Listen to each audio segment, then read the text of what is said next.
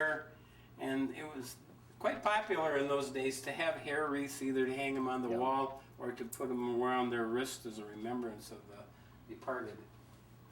And if you wanted to make money at home, you could make socks and sell them. Oh, sure, This is a sure. early homemaking gimmick that they had. Interesting. And this is some of the school stuff and more of the Andrews stuff. And here is some of Frank King's items. These are the items that he did while he was up at Minneapolis St. Paul as an illustrator. You notice they're all dated 1904, so they're all over 100 years old. But this is his illustration. He'd tell the printers what colors he wanted and how he wanted it, and then this would be the final product. Sure. Over here we have some of his drawings. Here he's making fun of the Cubs, who were still losing back in those days. And here's the Giants, and of course it was the New York Giants at that time. But it's kind of interesting to go through. Here's some political cartoons, but everybody recognize who that is. Absolutely. Okay. Here we have an Indian headdress. This was used by the high school baton twirlers back in the 60s and 70s. And here's actually a picture of Denise Barta from 1974 and 78 with one of those headdresses on. And we've got a short little history about it here. You can come in and read. Okay. And we also have the key to the city. So. I see that, yeah.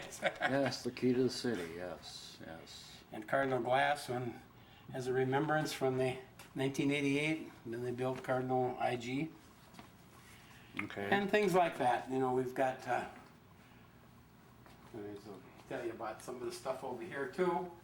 We've got Traumer's, quite a history on that, some of the early employees. We also have a history of Taft and Conway, which later became Larkins, which has now been resold again. Oh, sure, down here, yeah. These cabins are still in existence behind the current cabins over there. And then we have the hospitals, and right now we're trying to collect pictures of early gas stations. So anybody out there that might have some pictures of gas stations on Gasoline Alley, we certainly would appreciate a copy of that. There's going to be an art fair coming up in August, and we're going to try and be a part of that. We would like to sell some of our copies of Frank King's artwork, and these are the two that are probably the most valuable that we have, and we'll have full-size copies of those available for sale. Okay.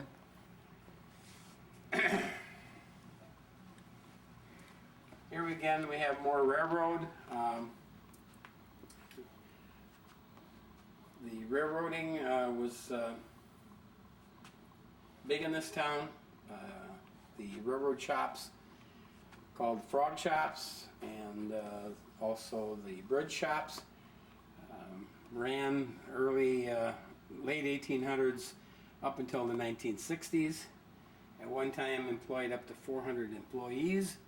This is a picture from 1931, and as you can see there's quite a few, and we have them all named of the employees, quite a number of familiar names there from Toma people. This was a typewriter that was used in the freight office, and it types only capital letters. Okay. So when they sent out teletypes, everything would be in caps. One of our furs here, this is a fox. You can see the clasp of the teeth onto the... Okay. And we have a lack of wall space here, of course, so in our bathroom we have life-size Skeezicks, Walt and Nina. Okay. And these were done by Frank King in 1965 when he came back here for a celebration at the First Bank of Toma, one of their anniversaries. So no wasted space down here, right? That's right. We use every space we can. Wow. This is the GAR, Toma GAR. The GAR stands for Grand Army of the Republic. It was like the VFW with the American Legion of the Civil War.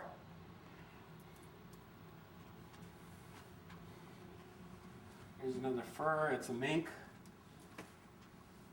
And from the Civil War, we have a Civil War amputation kit. And then we also have other items associated with medical. It came in here. And down below there are barber items, and you wonder why are we mixing barber items with medical items? Well, back in the old days, before every little town didn't have a physician, so whenever somebody broke a bone or needed to be sewed up, they'd run them into town to the barber. Mm-hmm. He would set the leg or whatever, and sew them up. There's a major cut. We have on top here some baskets that were weaved by local Winnebago or Ho-Chunk Indians that sold them on Main Street here and up and down the road, because the main thoroughfare from Chicago to Milwaukee was right through the middle of town here. There was no interstate. Right. So it was quite popular to see that. These are our mayors, starting with the first mayor, Thomas McCall, all the way to our current mayor, Nellie Pater. Yeah, see, Nellie's actually here, yeah. Nellie's here, yeah, okay. Here we have items dealing with music. Everything from old musical instruments to bands that were in existence at one time or another, to singing groups.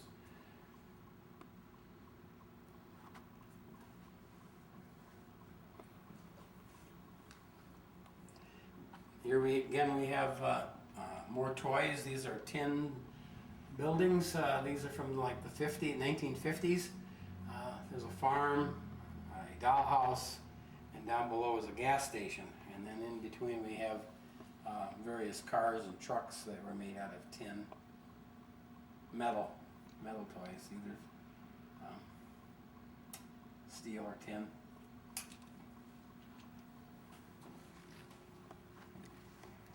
Giveaways. Most businesses used to give away items for Christmas or for just for whatever anniversaries or maybe just to give it away to advertise.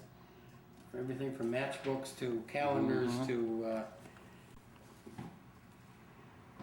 you name it, combs, pens. This display is just part of our collection that we received from Mr. Bjorgi, who was a superintendent of schools here in Toma. He was a collector of memorabilia from the presidents, and he had autographs going back to early presidents in the 1920s. But he wrote to them and they wrote back, and he got an autograph and maybe a picture. But anyway, he also was kind of friends with the Kennedys. And in 1960, when John Kennedy was running for president, he came to Toma and invited him to the school. This picture of him with the principal, Mary McAdams. Sure. And he was also out to the VA. That's a picture in the canteen out at the VA. But while he was at the school, the seniors, senior class, got a promise from him if he was elected president that they would see him on their class trip on the White House lawn the following year. And of course he did become president, and the class trip did fulfill his promise, and here's pictures of them, the Toma senior class on the White House lawn with the president. They presented him with a basket, Indian basket, and cheese and other things from Wisconsin. And a pleasure. Jim Weinzel, the Executive Director for the Toma Museum. Jim, I've got to ask you, is there anything in the 18 years this place has been open you don't have, you wish you had? That's a tough question. I'm sure there's things that we don't have which we'd like to have, but I can't think of anything right now that we're specifically looking for.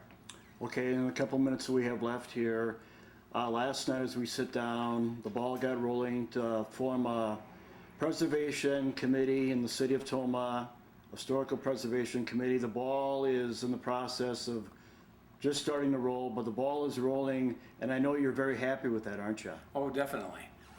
It's something that I spoke on behalf of our board of directors and endorsing the establishing this program here in Toma, because I think it's really needed. We'll be able to at least get a handle on historic preservation. We've seen too many buildings go down that I know that some of them there was no way to save them, but in other cases that perhaps they could have been. Jim, what are your hours down here? We're open on Tuesday through Saturday from 1 o'clock to 4 o'clock. Okay. And you have a phone number, right? 372-1880. Jim Weinzattel, Executive Director for the Toma Museum. Nice enough to take us on a little tour. Jim, thank you so much for taking time out of your very busy schedule to take us on a tour. And have a great summer, what's left of it. Well, thank you, and thank you for coming down. All right, so I want to thank Jim Weinzattel, the Executive Director for the Toma Area Historical Society Museum, for taking us on a little tour on the community update for this middle of July. We hope you enjoyed it.